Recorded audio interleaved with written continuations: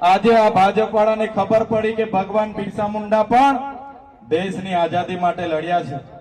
હમણાં જયારે આપણે ભગવાન બિરસા મુંડાની પ્રતિમાની સ્થાપના કરતા હતા ધાનપુર, બારિયા, લીમખેડા, દાહોદ, ઝાલોદ, ડેડિયાપાડા, ત્યારે આજ ભાજપ વાળા, આજ આરએસએસ વાળા આપણને નક્સલવાદી કહેતા હતા કે નતા કહેતા?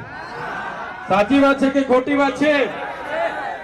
આજ આરએસએસ વાળા ને આજ ભાજપ વાળા ત્યાં વિરોધ કરવા માટે આવતા હતા,